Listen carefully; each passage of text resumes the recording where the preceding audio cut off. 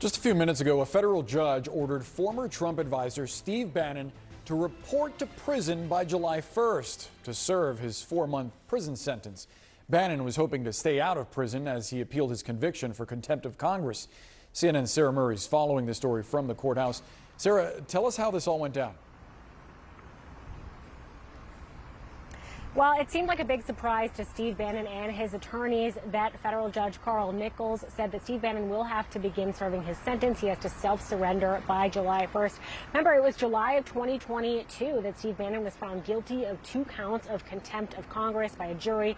The judge that year sentenced him to 4 months behind bars, but said he could stay free pending an appeal of his conviction. Well, they discussed that appeal in the hearing today, and the judge said, look, the appeals court wholeheartedly disagreed with the legal arguments that Bannon and his team were making. He said he was not going to put off this sentence any longer, and he said it's time for Steve Bannon to report to prison. And there was a heated moment at the end of this hearing where Steve Bannon's attorney was sort of trying to urge the judge to reconsider. The judge was not very pleased with how that exchange was going, how he was being talked to. Unsurprisingly, Bannon still gave off a defiant air as he left the courthouse today. Take a listen to what he said. All of this is about one thing. This is about shutting down the MAGA movement, shutting down grassroots conservatives, shutting down President Trump. Not only are we winning, we are going to prevail, and every number and every poll shows that. There's nothing that can shut me up and nothing that will shut me up.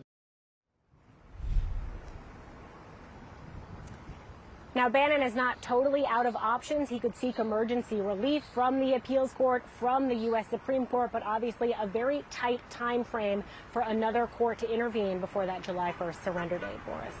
Yeah, unclear what grounds the Supreme Court would grant him that. Sarah Murray, live outside the courthouse. Thank you so much. You see outside a federal courthouse here in Washington. That is Steve Bannon with his attorney speaking after a federal judge just ordered Steve Bannon to report to prison on July 1st. Donald Trump's former top advisor was convicted of contempt of Congress in 2022, and his sentence is 4 months in prison, which now, 2 years later, he will begin actually serving. My panel is back here with me. This is very much directly related to what we were talking about before the break, which is the claims of the weaponization of the Biden Justice Department, which there is absolutely no evidence to back up. But maybe more importantly, the promise/threat that by people like Steve Bannon just a couple of days ago on his podcast or radio show, that if Donald Trump is elected again, they will seek retribution with the courts and with the DOJ. Right.